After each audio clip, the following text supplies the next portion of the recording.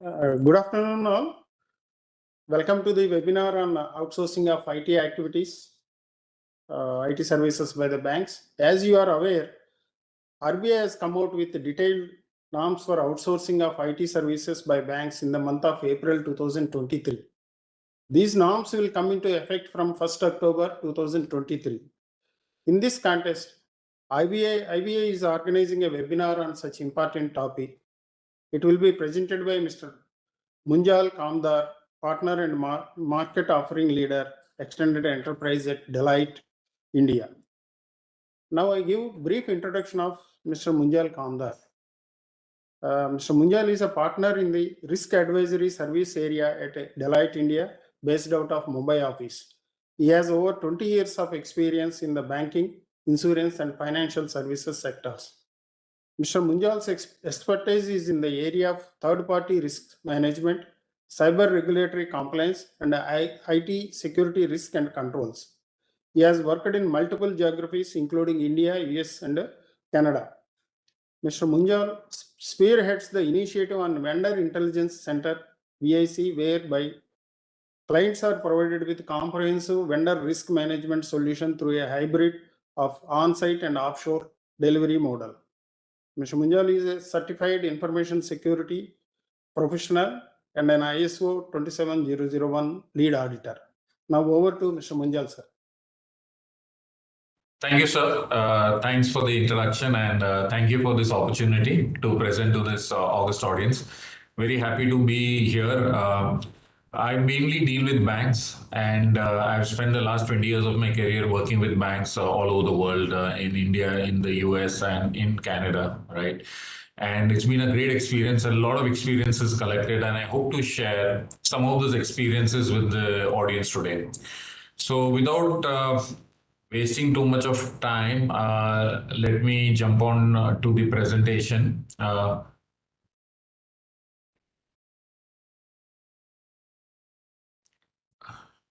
I'm hoping my screen is visible to everyone. Yes, sir. Okay, so again, good afternoon, everyone, and very happy to be here. So as you are aware, we are going to talk about the RBI's direction on outsourcing of information technology services, the circular that was dated 10th April 2023. Let me take you quickly through some parts of why third-party risk and why outsourcing has become a critical issue. Deloitte conducts a survey every year for third-party risk management, a global survey, where 85% of our respondents are companies with a turnover of more than $1 billion. I'm showing you findings from this survey, right? So what you would see here is basically that 5 years back also, we had people who said that the average loss from a third-party incident was $2 million to $50 million, right? Now that range has shifted in 5 years to saying $50 million to $1 billion, right? So that shows you the enormity of losses that accrue to organizations when any of the third parties are compromised. Not only that, 19% of our respondents said that a single incident, a major exposure of the third party could cause them a loss of 500 million US, and 11% told us that it could be even more than $1 billion. So this gives you some sort of feeling in terms of the size and scale of the dependence on third parties and what a compromise of a third party could cause as harm to any bank. There are, of course, other incidents as well that have happened in the recent past, not so recent past, where various banks or airline companies have got impacted by compromise of the third parties. What we have observed is that basically all organizations and banks especially, they are outsourcing everything that is not core to the banks, right? And at times that dependence is growing so much that it is absolutely essential for banks to make sure that their third parties are secured and they're monitoring and tracking the risk from the third parties. If you look at any scenario, right, IT is outsourced, collection agencies are there, DSAs are involved, business correspondents are there in a bank. So there are so many third-party relationships that go from the core activities to non-core activities. And that dependence, whereas it helps improve the top line and the bottom line for the bank, it needs to be tracked and monitored significantly, right? Uh, okay, I think there's a question from Sangeeta. I know if you, I could pause, Sangeeta, if you have a question right now.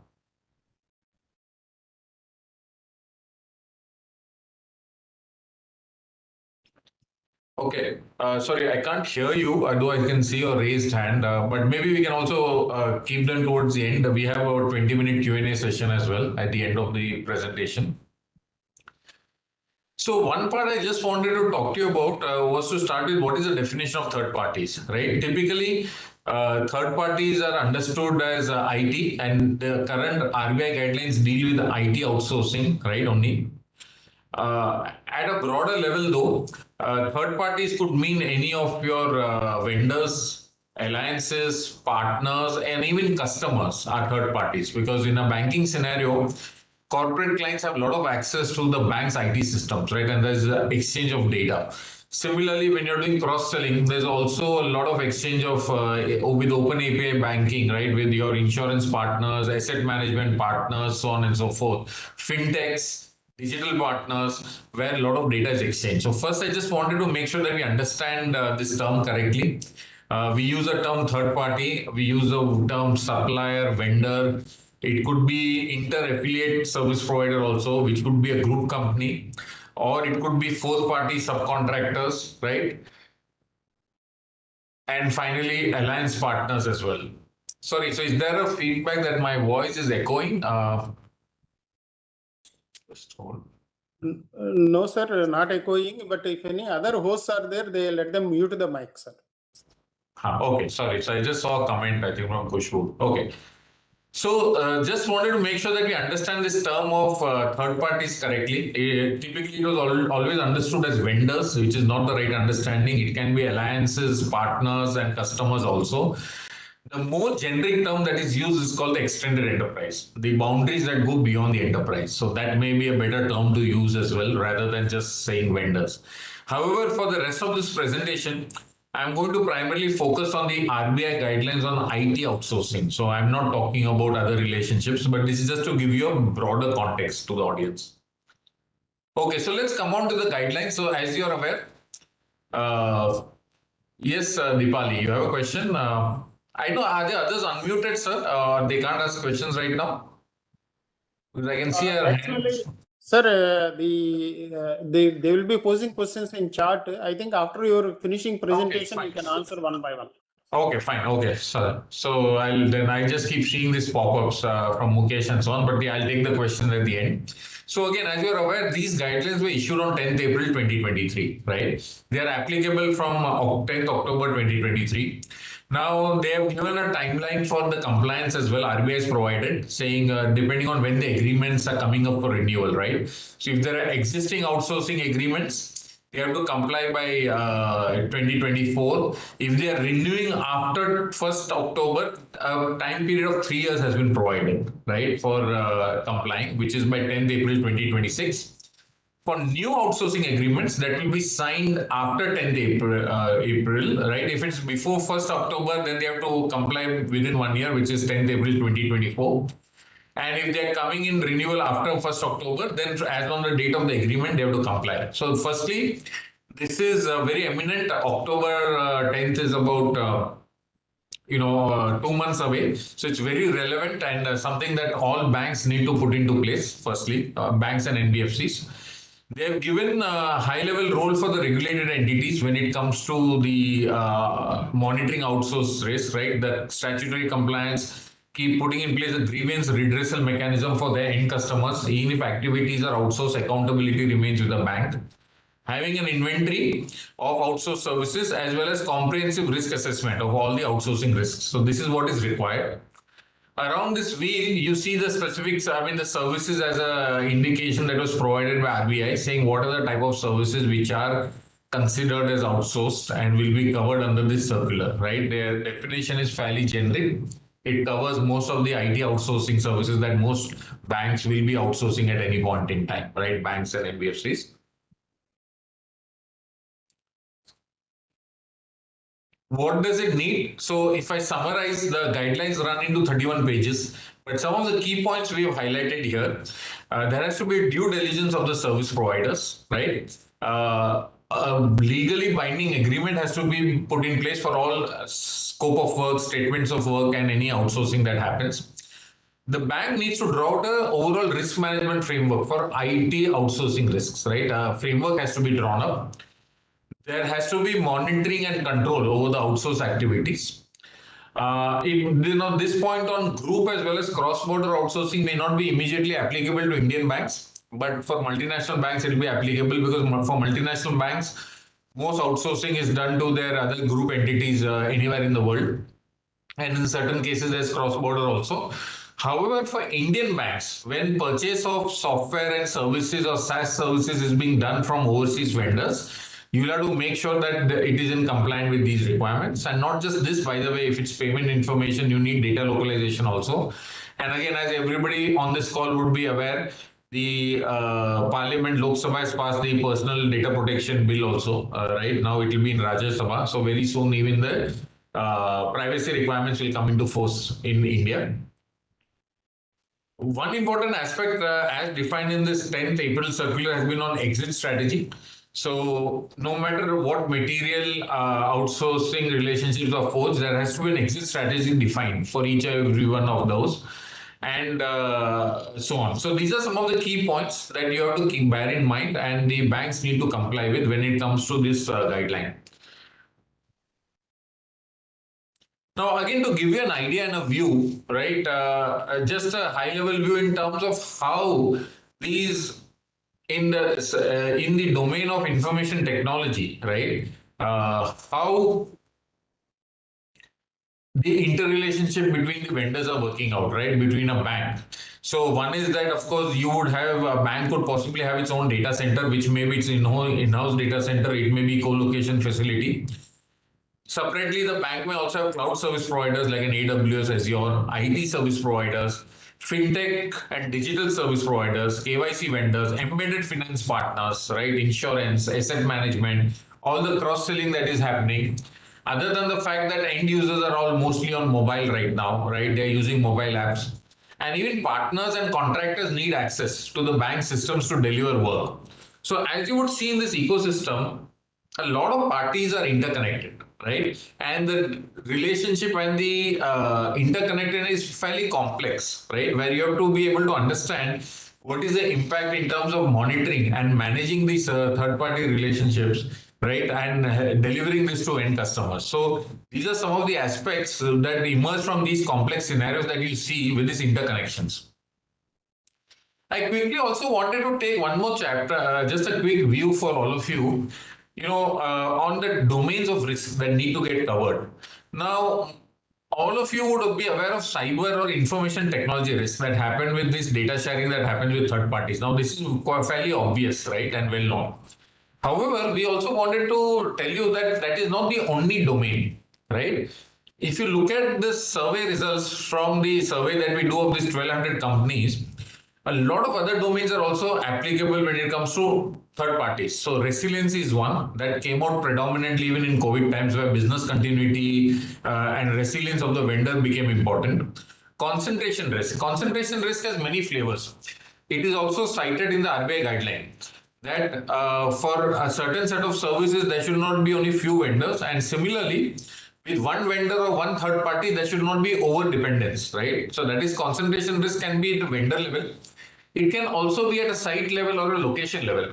You may have multiple of your third parties or partners who are located in Chennai or Bangalore or Bombay itself, so on and so forth, right? And that also creates a concentration risk at a city level. So concentration risk needs to be viewed from multiple angles and not just from a single vendor perspective.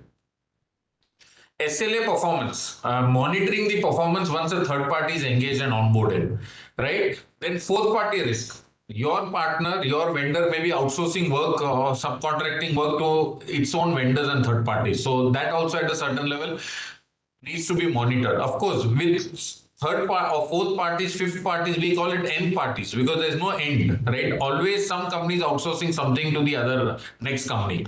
So somewhere you, based on your risk assessment and your risk appetite, as a bank, you also have to take a call. Where is it that you lend, right? And where is it that you will monitor? Similarly, regulatory non-compliance from the third party and financial solvency, the ability of the third party to be able to withstand any upheaval in the finance sector, or even during COVID, a lot of payments were delayed, salaries were delayed. How is your third party be able to cope? So, just wanted to give you a view that when we talk about risk of third parties and outsourcing, it should not be only from an information technology or cyber perspective. Other domains are also applicable, and these domains are cited in the RBI circular also, if you look at it, right? Okay, so this is all background on the circular. Now let's spend the next 15 minutes on what do banks need to do to comply with the RBI requirement, right? What are the steps that need to be taken? What is the process of compliance? So let's go over that. So the first part is, if you look at any the requirement around RBI IT outsourcing, right? There are three areas that we would basically say: governance, management, and operations. If I divide at a broad level, these are the three areas where the banks need to pay attention. Now, governance is what part, which is the strategy, the risk strategy, how the bank is going to perform the risk assessment of the outsourced IT services and the third parties. What will be the governance structure? What will be the roles and responsibility? That typically comes in defining the framework. And this framework needs to be prepared by each bank at the earliest. If banks have an existing framework, you need to make sure that you update it to meet the RBI requirements of 10th April 2023, right? And there are specific domains identified, there are specific requirements that are specified in each chapter. And as a bank, you need to make sure that you perform a gap assessment and make sure that your governance and policy meets the requirement, right? The second part is, once the framework is defined, the bank will have to implement it through policies, standards, procedures, communication, awareness, and training, right?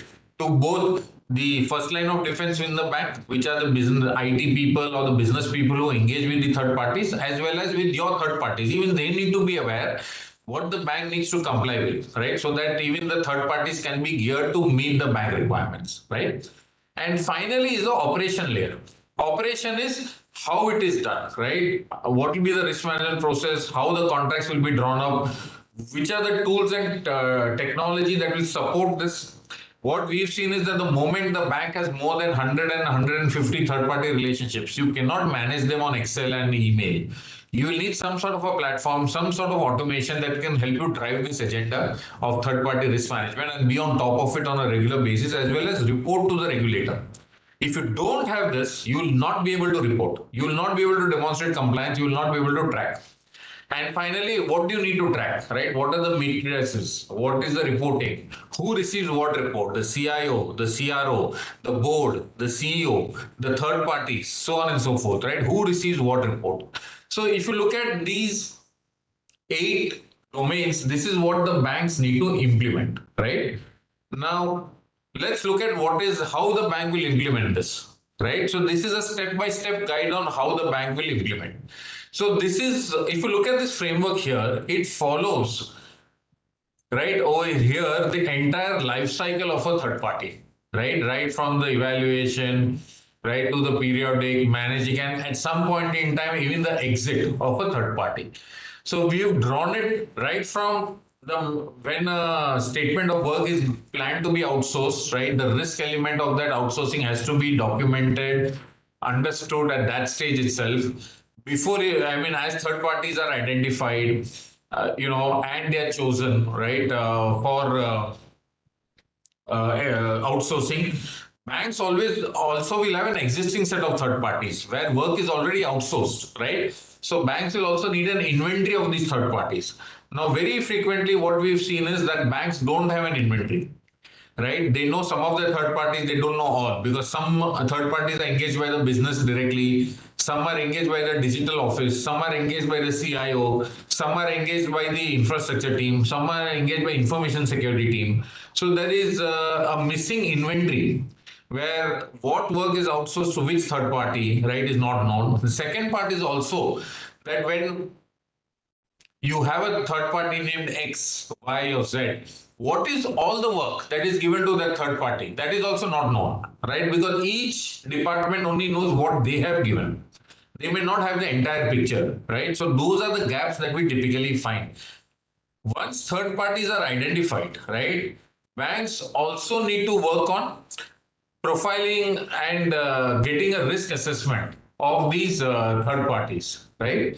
So, for example, knowing that let's say there's an inventory of, as an example, let's say 1,000 third parties. All 1,000 cannot be treated the same way because the bank may not have the time, the money, the resources, and the people to monitor. So there has to be a risk process for risk tiering, saying based on the SOW, we will do risk tiering, we'll understand which third parties pose the maximum risk in which domain and monitor them accordingly. Step two is the most important part because if you don't do step two well, everything that you do downstream, right, will be incorrect. Then you will be spending either a lot of time with less risky third parties or not adequate time with the risky third parties, right? The third part, so I think I can just see the comments. I'll elaborate step five. I think somebody's asked for that, right? Also, making sure that contracts are well documented and they're current, right? We've seen examples where banks have had perpetual contracts, right? So there's no renewal date, but there's no monitoring of such contracts as well. Second is contracts have been signed and subsequent renewals have happened on email. There is no running inventory, right, of contracts. And in case there's an incident, and if God forbid, but if there is a legal intervention required, the contracts are not available. Lots of issues there that need to get identified and corrected. Step five, I think somebody asked for. So in step five, what we've seen is there are multiple ways of assessing a third party, right? You can do it remotely, you can do it on site, you can do it hybrid, you can do self-assessment. So depending on step two, which is a risk profiling, right? The bank should take a call, right, as to how the third party is going to be assessed, right? So based on step two, the bank can take a call on step five, saying, okay, we are going to do an on-site assessment, we are going to do a remote assessment, and so on and so forth, right? Not only do you have to do risk assessment, you also do a performance evaluation, right? Performance evaluation typically happens more frequently. Risk assessment, risk evaluation may happen once in 6 months, once a year, depending on the bank's internal policy. And most important is out of this performance evaluation or risk evaluation, there has to be a continuous follow-up and remediation of issues, reporting and remediation of issues. Just doing the assessment is not adequate, right? Even the regulator, we've been through we've been working with a couple of banks who are undergoing the regulatory audit, and regulators come back very clearly saying that just doing an assessment is not enough. You also have to do a follow up and make sure that the remediation is done. Somebody asked a question, step two and step five, yes, they're different. Step two is risk profiling. Step five is the actual risk assessment. So these are two different steps, right? Finally, step seven, remediation plan. And also when you offboard a vendor, you make sure that all the data is collected back from the vendor as well as, the closure of access control and all that happens. Now, offboarding does not only refer to relationship offboarding. It can also be that the vendor is stopping to provide service from one site and moving to a next site or a new site. So even a site can be offboarded, right? And the controls need to be put into place. So this is the entire life cycle. I've explained at some amount of detail, I mean, given the constraint of time. But I'm happy to again get into details if any of you have questions on this implementation process. This is a framework, the earlier slide in a framework model. So again, this part covers the entire life cycle of a third party: evaluation, selection, onboarding, and termination. This is the risk profiling, which is step two of the earlier slide, right? Step two is covered here. How will you do prioritization, right? So spend is not the only parameter, right? You also will have other inputs such as what data is being shared with the third party, what is the service categorization, inherent risk profiling when you do a profiling.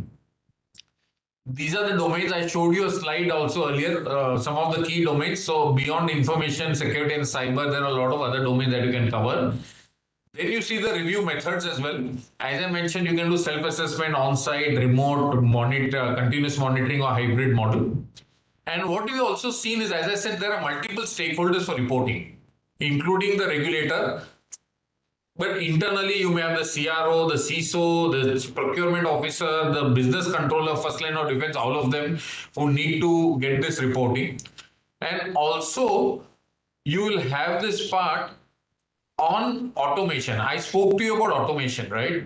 So we see automation as a key step. As I mentioned, if the bank has more than 100 to 150 third parties, they are virtually impossible to manage and monitor on Excel and email. There has to be a platform that helps the bank do this on an automated basis, right? And then you can be able to monitor them continuously. So that is this part on automation. I will also cover automation in some detail later on in the presentation. Okay. Now, what are the areas that you should review, right? When you're making your third-party risk management, the IT outsourcing program, right? So these are the 10 areas I put in here, right? So as I mentioned, one is the inventory itself, right? Earlier also I had spoken about it, whether the bank has an inventory of this third party. Then this framework has to be created. Most banks have an existing framework. However, you may need to reevaluate it and incorporate elements that are not there possibly right now based on the RBI guideline of 10th April. There has to be senior management oversight, right? Right from the board to the CEO, COO to the senior top management as defined, right? So that has to be done. Exit strategy. Now, what we have typically seen is that we don't find exit strategy in existing contracts and plans, right? There may be some mention saying, okay, we have done a risk assessment, but what if this vendor ceases to exist or this contract needs to be moved on? Now, this is very important to understand because some contracts are very critical in nature. For example, outsourcing core banking, right? Not the license purchase. License purchase is already cited in the guidelines, not outsourced. But when you do management of core banking, right? Or management of internet banking, mobile banking, these are important contracts. Drafting an exit strategy for such contracts is not easy, right? There's a lot of dependence on this one vendor, and therefore you have to make sure that your material outsourcing relationships, which are normally critical, need to have a proper exit strategy. Then risk profiling needs to be documented and executed. Now, risk profiling is also something that changes over a period of time. You may start the relationship with a third party with only one contract. Maybe in 1 year, the bank may have 30 contracts with that same. So the risk profile of that third party will change. There's one risk profiling at SOW level, one risk profiling at the site level, and there's one risk profile at the entity level. All three need to be monitored, managed on a continuous basis. Typically, we see this being updated once a year at least. Then concentration risk, we already spoke about. Concentration risk has different flavors, right from location to vendor to site. Also, timely remediation. So what, as I mentioned again earlier, that just doing an assessment is not enough. The bank has to make sure that remediation is happening. Reporting of third-party incidents and data breaches. The third party has to report to the bank. There has to be an obligation on the third party. And the bank will also have to document and report to the regulator. So reporting of third-party related breaches and incidents, very important. And finally, what we would say is an integrated TPRM program, right? What we typically see is banks tend to have some policy which is with procurement, one policy is there with the CISO, one policy is there with the CIO when it comes to IT outsourcing, and then the business units follow their own policies, departments.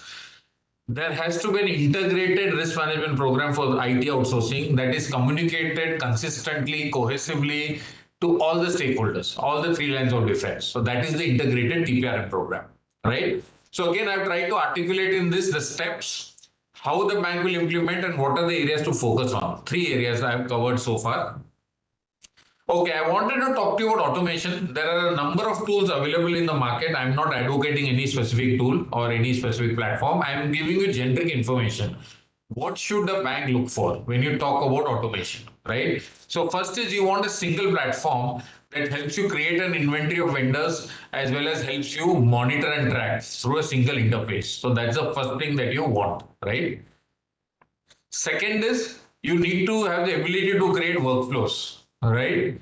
Because workflows are important because you will have to take any assessment, any onboarding process and make sure that you get the required approvals because this also helps you demonstrate compliance to the regulator.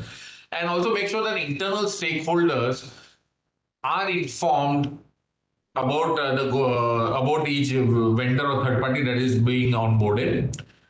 The next area is control baselines. Your platform needs to have the ability to create control baselines so that when you perform an assessment across multiple domains, you're able to share the right baseline with the business stakeholders. You may also need to integrate with third parties tools. So, for example, the bank may have an existing procurement system. Normally, I've seen Oracle or SAP Ariba; those are the leading ones. So, your automation platform needs to have the ability to integrate not just with your internal platform, but also it could be external feeds that come in. It could be feeds on BitSite or security scorecard that are information security related. It could be feeds from your financial parameters from MCA, for example, or a GST platform, so on and so forth. Then your platform also needs to have the ability to throw out automated communication, right? So reminders and follow-ups to make sure remediation happens on time. And finally, the ability to generate dashboards and reports, right, for the various aspects that you need to report on to various stakeholders, internal as well as external. So all these are part of what you may be required to do in your automation platform.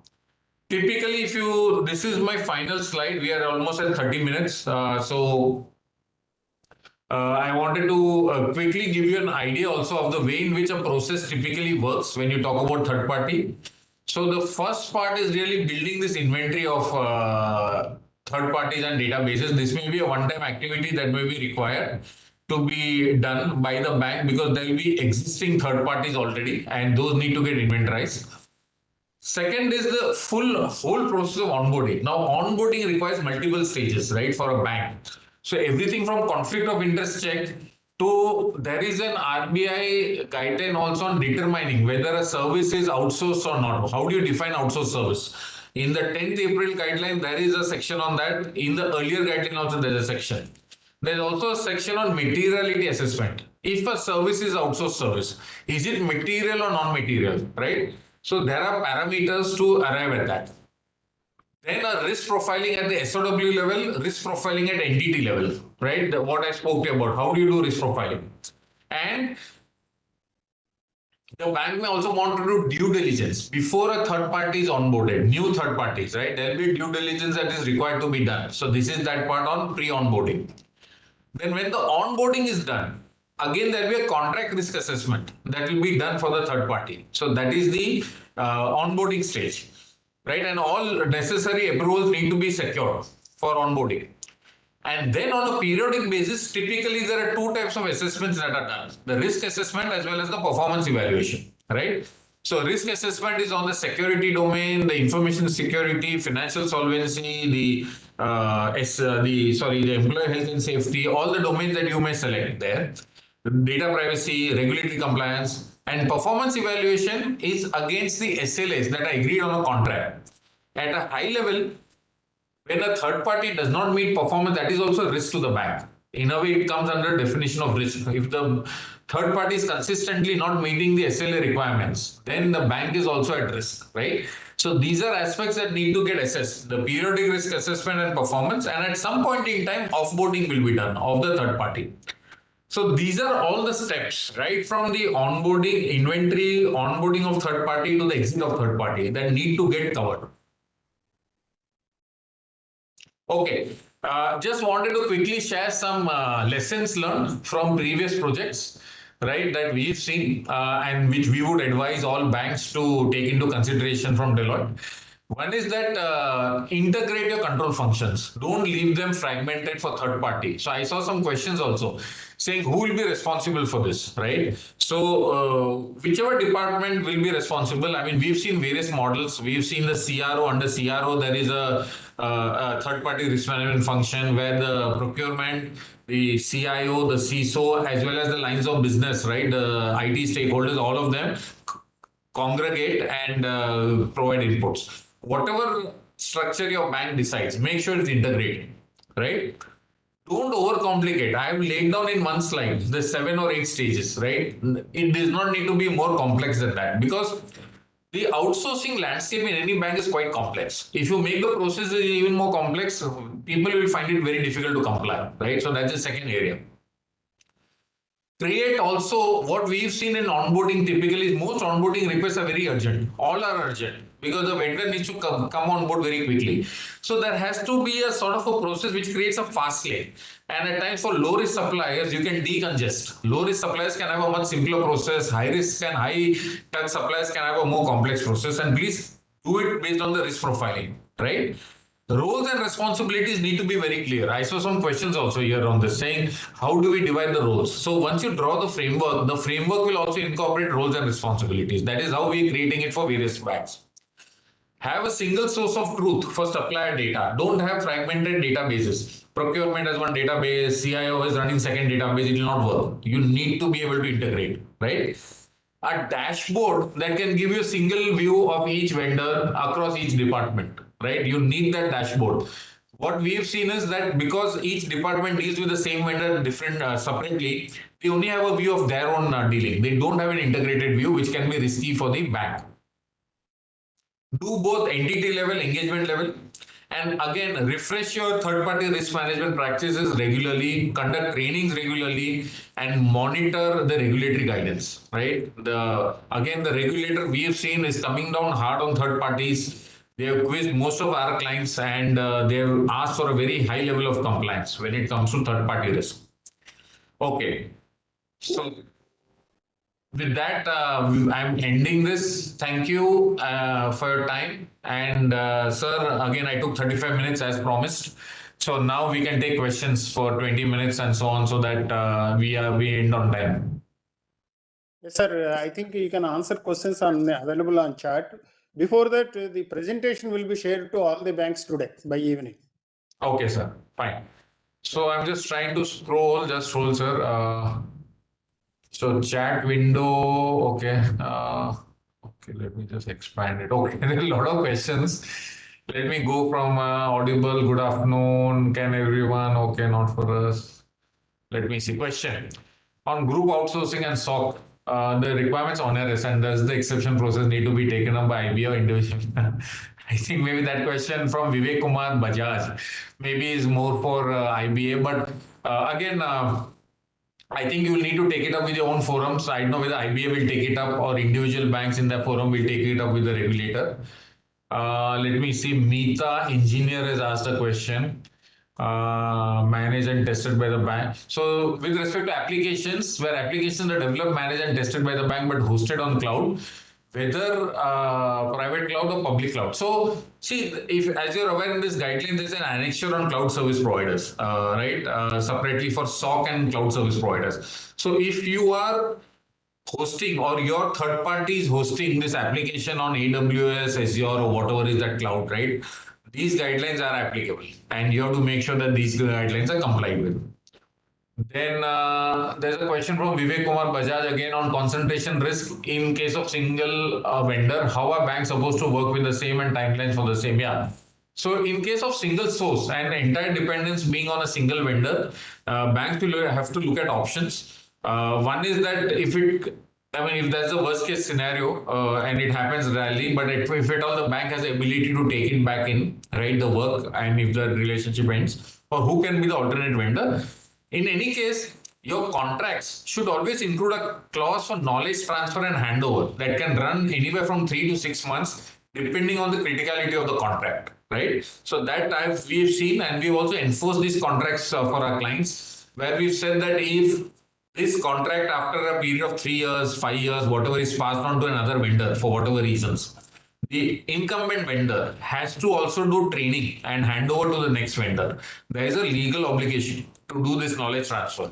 And we've also overseen a knowledge transfer over a period of 3 months to 6 months. So it's not that it does not happen. Let me look at the questions. Now there's a question from Gaurav Sushil Malhotra. Will the vendors providing SaaS-based service be included as part of? Yes. So SaaS vendors will be IT outsourcing definition, and SaaS vendors work in two ways. See, one is they may work on the cloud like AWS or Azure or Google Cloud. Second is a lot of SaaS vendors create their own cloud. They don't host with AWS, right? They have created their own environment. In either case, the compliance with the RBI guidelines will be required in the annexure. Then there is a question from Guru Raja, can you please suggest the roles of each function department in banks? Role of IT, InfoSec, risk management department, HRD. So Guru Raja, my input would be that as I mentioned, we've seen various models work with different banks based on the org structure. One is we've seen that this third party risk management being part of the reporting relationship to CRO, but it is not part of CISO, right? It's an independent function reporting to CRO. And all these stakeholders, be it the CIO, be it the CISO, be it the procurement leader, they all contribute to this function and this monitoring, right? So that is the model we've seen, because what we've seen is that procurement is not in a position to handle the continuous risk monitoring. They only do the procurement process. After that, they let go of the third party. Similarly, if you look at a CISO only looks at information security domain, not all the domains, right? So you will need to, your bank will need to evaluate this accordingly. Again, there's a question from Amit that presentation is required that we will share at the end of this. Uh, I've already elaborated on step 5. Santosh Anand asked for that. Uh, then, okay. RACI matrix. There's a question from Daksha. Can you please let us know the RACI matrix? So again, good question, Daksha. RACI matrix will have to be defined. However, this will happen when you define the framework. So if you can't just look at a ready-made RACI matrix, what fits for bank X may not fit for bank Y. So when you're drafting this framework for your bank, right, you will have to also draw this RACI matrix, which will define which department will contribute to what roles, right? That's the way you will do it, Daksha. There's a question from Jennifer.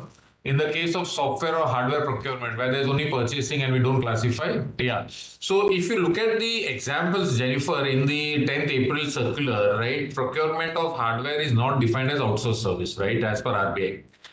Now, I will just pause you here.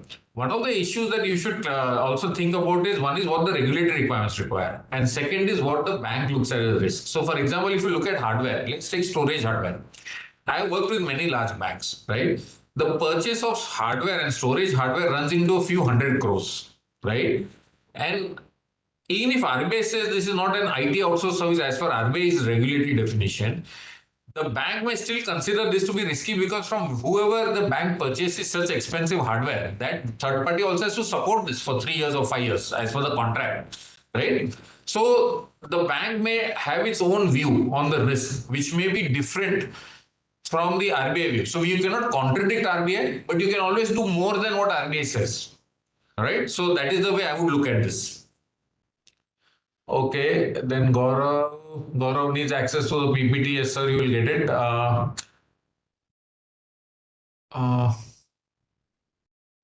Okay, there's a question from Daksha again. Can you please share guidelines for categorization of vendors? So, if in this presentation, Daksha, you look at slide number 6, if I remember right, so 7, I put the risk profiling parameters at a high level when I've shown you the components of the framework. So spend is not the only parameter. Spend can be should be one of the parameters. So there are other aspects such as what is the type of data being shared by this third party, what is the inherent risk profiling of this service, right? From which location, is it overseas, within India? A lot of other parameters you have to take into consideration. Whether client data is getting shared, whether financial data is getting shared with this third party, and then you should do the profiling. Again, the profiling you need to do at SOW level, you need to do at site level, and then at the vendor level, right? A lot of vendors have only one SOW, so which is simple. But a lot of vendors will not have one SOW. All your critical vendors will have multiple SOWs. I have worked with banks where they have 500 SOWs with a single vendor. In fact, I worked with a US bank, not an Indian bank, where a single outsourcing relationship was worth close to $600 million. That's almost 5,000 crores. One vendor was worth $600 million. So it's very complex, right? It cannot just work very easily. So it depends on how your bank is structured. Who will own the IT outsourcing policy? CIO or CRO? That's a good question again. Again, differs bank to bank. The banks we work with so far, so one bank I worked with, a very large bank. The CRO is under CRO. I worked with a second bank, very large bank again, public sector, that is with CIO. I don't know why, but that's the way it is, right? That's the way they're structured. Is automation necessary? There's a question from Shitija Vaidya. So again, as I mentioned, Shitija, that see the moment the number of third parties are exceeding 100 to 150, it is extremely difficult to manage them using your Excel and your email. Right, you have to do risk profiling, you have to update the inventory, you have to maintain the assessment, you have to track and follow up on remediation, and you have to look at internal approvals, and you have to do the onboarding.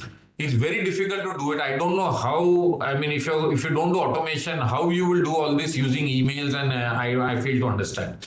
So, in our opinion, in our experience, if you don't automate this, you will have a very inefficient process. So your one cycle of this financial year will end after 3 years. It will not even end in that financial year. And those are the challenges that we've seen.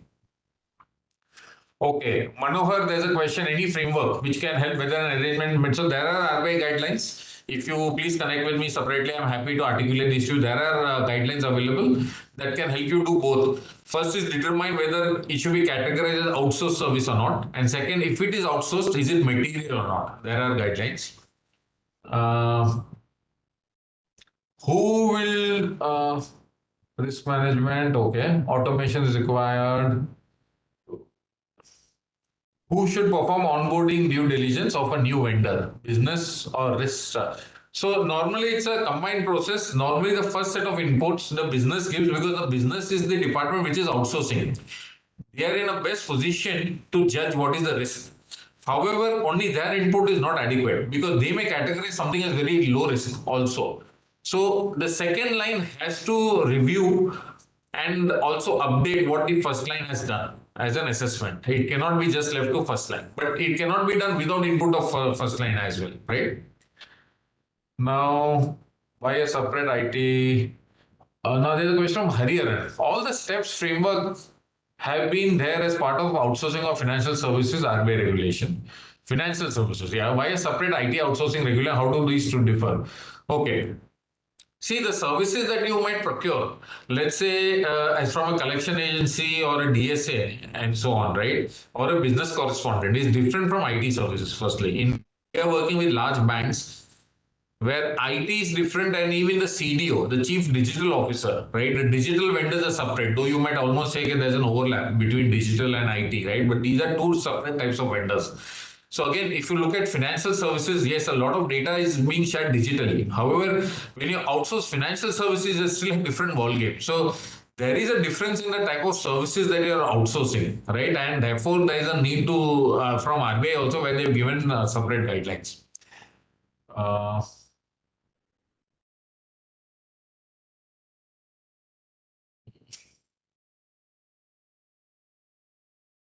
Okay, there's a question from Dinesh Kumar Chauhan. How and who will do the risk profiling, and by whom will who will do it? Business owner, IT, CISO, CR. So risk profiling, see, it undergoes. It's typically, so again, it depends on how you're organized. So I'll tell you one bank that we work with, right? The department that is outsourcing the work firstly does the risk profiling, because they know what work they're outsourcing, what is the risk. That is first. Then at the second level, there's a workflow, right? They have a supplier relationship manager, SRM, for critical vendors. Wherever they have more than 10 or 12 SOWs, they have an SRM, right? So then it goes for review with a supplier risk manager, SRM position. Then it also goes to the functional control unit leader. So FCUs or vertical heads, as you call them, who will also review and approve that. And then it is also approved by risk. So it's actually done by the first line of defense, right? Which is the department and the SRM, but it gets reviewed. And maybe the senior leaders may or may not agree with that risk profiling. They may change it also, right? So that's the way it normally flows. That's the reason I said you need a workflow. You cannot just have one person do it, right? Data, even if one person does it, other people have to review and approve it. Okay.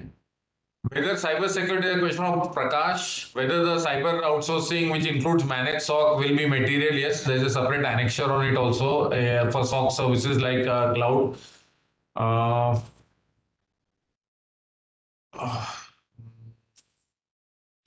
Okay, a good question from Nikhil Singhi, who says, what will be the treatment for non-material IT outsourcing? So again, as I mentioned, Nikhil, non-material, you mean as per RBI requirements or as per bank's assessment, right? So there may be a relationship that is non-material as per RBI guidelines, but the bank may still consider material, right? The reverse, by the way, cannot be true. If RBI says it's material, bank cannot say it's non-material, by the way, right? Just to clarify. So, firstly, the bank should do its own risk assessment and determine that whether that relationship or that outsourcing is material or not for the bank's risk appetite. If it is risk and it's material, sorry, as per bank, then they should carry their own internal process. If they still believe it is not material, then the bank can treat it as a low risk and just pass it with a separate process. If you look at my learning slide, the last slide I showed, I said have a fast lane for low risk so that you don't congest your P risk, right? So that's the way you would handle this. Can intergroup, Manish Nikam has asked this question, can intergroup outsourcing be clubbed as a single contract? Again, can be clubbed either way, it doesn't matter. But the contract will get risk assessed anyway in its totality, right? So that's how you would do it. Prashant Pujari asked the question, is there a need to assess done at activity level or engagement level? So what we've typically seen is that you do it at SOW level. So I don't know what is the definition of activity or engagement. So at each statement of work or scope of work level, you will perform the risk assessment. There's a question from Sachu Shivaram. If we hire a few resources for doing IT related work at bank premises, will be considered IT outsourcing. So again, there is a definition for outsourcing. You'll have to look at that. However, if your question is from a risk perspective, also what happens is if the IT workers are working within the bank's premises, then all the controls that are applicable to them are within the bank only. Access control, physical security, all of that. However, some aspects such as, let's say, background verification may still be with the third party. The bank may not be doing that, for example. Similarly, if you look at SLAs, right, your contract, the bank's contract with the vendor may say you have to provide 30 professionals with so and so skills every day or for 6 months or whatever that is. So those aspects will still need monitoring, right? So that you'll have to look at.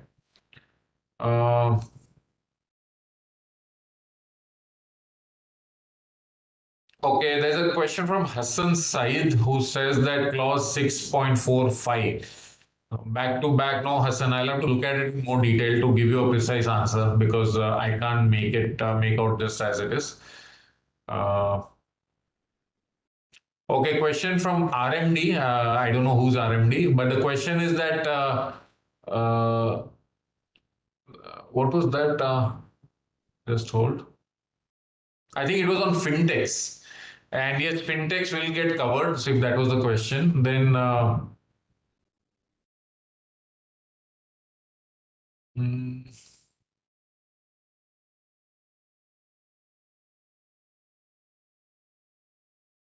okay, there's a question from Arput Raj. As per RBI, banks needs direct agreement with cloud service provider, where bank procures service through the managed service provider. Then, where service through MSP, how can bank enter into contract with CSP directly? So that's a good question, Arputra. See, there are two things. Let's talk about AWS, just as an example. Bank may be hosting its own applications on AWS, but for that, bank creates a landing zone and then only it moves to AWS. Now, if you have a third-party service provider, a fintech, let's say who's also using AWS, but they're using their own instance in AWS. That will not nothing to do with bank's landing zone, right? Because they would have configured AWS their own way. So as a bank, the bank will evaluate that third party's AWS instance anyway. So you have to be able to differentiate that.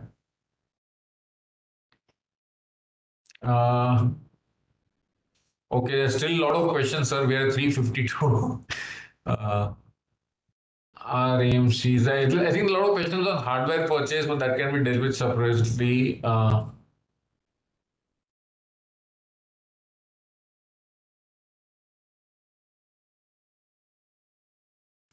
Okay, there's a question from Kazi Kamil. The question is, engagement evaluation as per policy guidelines should be risk-based, whereas for PSU bank CVC guidelines are applicable. Do you see conflict? So yes and no, Kazi. It's a good question again. See, for example, if you look at concentration risk, right? The bank may come to a conclusion that with vendor X, we have too many SOW, so we may not want to give more work. However, as per CVC guidelines, I worked with a lot of public sector banks. You cannot exclude any vendor, right, as per the CVC requirements. And you cannot say just because I have a concentration risk, this vendor will not be allowed to bid. It will not be acceptable also. So to that extent, yes, you might face some of these situations there, especially when it comes to concentration risk in the case of public sector banks. Which email ID will we get the presentation? I think IBA will send it to your registered email ID.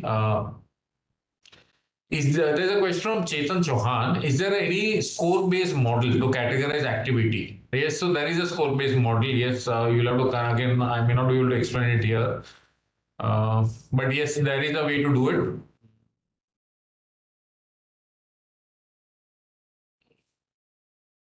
Okay, still I'm trying to look for some newer questions. Then I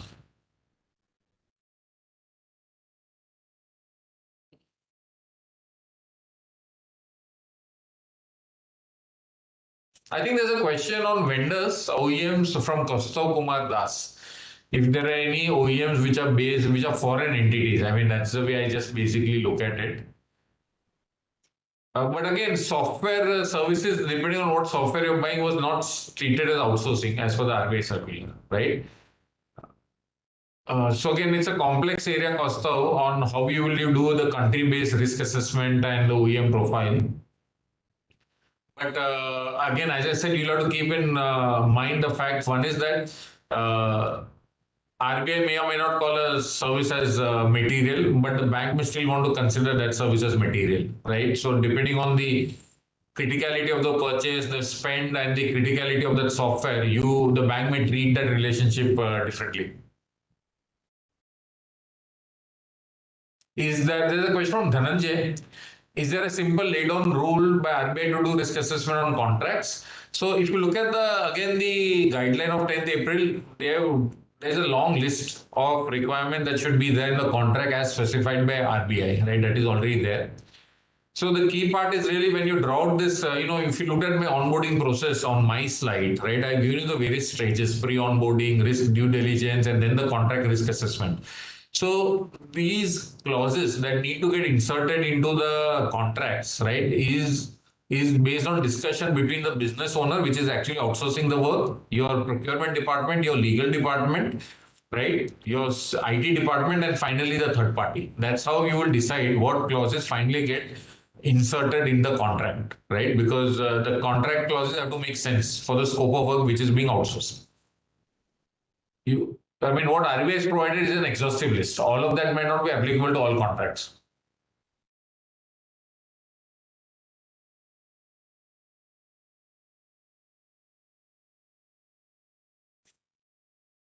There's a question from Preeti Sharma saying that continuous monitoring of vendor infrastructure application network will be very difficult. Is there a time period? Okay. And is there a time period? 6 months. Okay. So a couple of things. See, the bank will anyway draft out its own IT outsourcing policy, right, for the risk management side and say that, okay, let's say critical vendors will assess every 6 months or 1 year. Nobody does it more frequently than that, right? It's typically 6 months or 1 year. And based on the risk appetite of the bank, you can take a call on that. Now, when it comes to continuous monitoring, there are other ways of doing this. I have worked with a multinational bank which has done a lot of offshoring in India. And their contracts are typically 100, 200 people who are operating from a single site. So in these cases, they have embedded risk professionals within this team also. So there are 100 people from the vendor side, there are two people either from the bank or bank's auditors such as Deloitte who are working within that and doing a continuous risk monitoring of the activities, right, that are being offered and served by this vendor. So there are multiple ways of doing this continuous risk monitoring, right, that can be used. Hmm.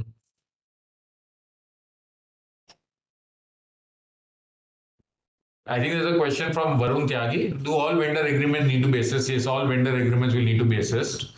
Uh, then there's a question from Raju. Most banks are outsourcing customer service to call center. If any particular guideline is available, please share. So again, you'll have to connect with me offline.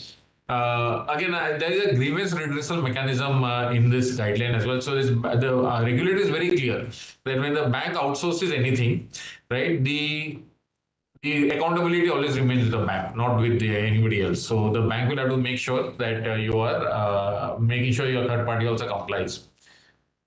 Okay, so I've tried to answer all the questions, sir. I may not have succeeded on all, but it is most I have answered. We are almost at the end of the hour. So that's the reason I just wanted to take a pause here, sir. We are at 4 o'clock.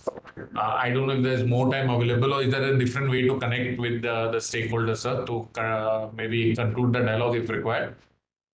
Sir, one thing we can do it, all the questions will compile. Okay. All the questions will compile and we'll send it to. If any question is not answered or anything, that can be shared with them subsequently. Sure. Another one or two announcements is this video is available in IBA the YouTube site. So it will be hosted there, it placed there. Then people who want to see it subsequently, they can see it. This presentation will be sent to all the. Generally, we send it to all MD CEOs, and they will be sending it to the concerned departments. This is the procedure we follow. That. No issues, sir. That is also fine. So if there are more questions or whatever, or I don't know whether you'll also share my contact coordinates. If at all they need some more clarification, they can also reach out, sir. Whatever works. We will share. Hope in the presentation your contact may be there. I thought otherwise we will share. I'll add it, sir. I think it is not there. I'll send you a version which also has my contact coordinates. Yes, sir. Thank you, sir. I think, see, this webinar has generated huge interest. We have seen around 550 logins. This one, YouTube also, many logins were there. Okay. The topic is very interesting, and that the kind of participation, it shows that the topic is of very high importance. One more thing is the IBA is also working on developing a framework on this one. A subgroup is formed with some 10 important major banks. Okay. Subgroup is there, and we are developing a framework which will be, once RBI approves, it will be shared with all the banks. Thank you, Munjal sir. I think you made this webinar very interesting. And also I thank all the participants for your active interest. Thank you. Have a great day. Thank you.